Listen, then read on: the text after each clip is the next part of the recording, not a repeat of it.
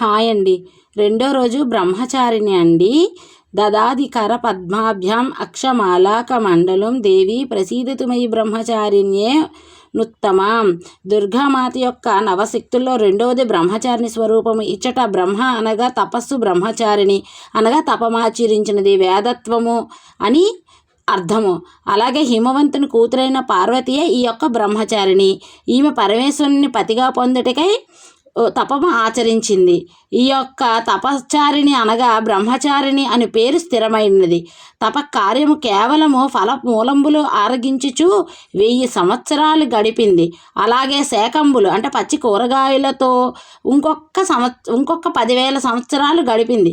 ఇలాగా అమ్మవారు అనేక సంవత్సరాలు శివుని గూర్చి తపస్సు చేసి అపర్ణగా అయిపోయింది. ఆకులు మాత్రమే భుజించుచు వేల కొలది సంవత్సరాలు కఠినమైన తపస్సు కొనసాగించి బ్రహ్మచారిణి దేవి యొక్క శరీరము పూర్తిగా కృషించెను. అందుకే ఈమెను ఉమా అని కూడా అంటారు. ఈమె యొక్క ఘోర తపస్సు కారణంగా ముల్లోకాలు ఎన్నో ఆహాకారాలు చేశాయి. వెంటనే దేవతలు దిగివచ్చి అమ్మవారికి బ్రహ్మ తపస్సు మానమని, చంద్రమౌళీశ్వరుడు నీకు పతిగా అవుతాడని వరం ఇచ్చాడు. అప్పుడు హిమవంతుడు అమ్మవారిని ఇంటికి తీసుకొని వెళ్ళి శివునితో కళ్యాణం చేశారు.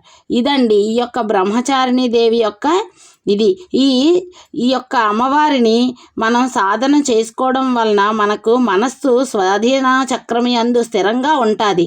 ఈ యొక్క అమ్మవారి యొక్క కృప వలన మనకు అన్నీ కూడా భక్తి ప్రవత్తులు పెరుగుతాయండి. దృఢంగా అవుతుంది మన మనస్సు కూడా. చాలా మంచి ప్రజ్ఞ వస్తుంది మనుషులకి అమ్మవారి దయ వలన. ఎవరైనా అమ్మవారిని కొలవండి, చాలా మంచిది బ్రహ్మచారిణీ దేవి.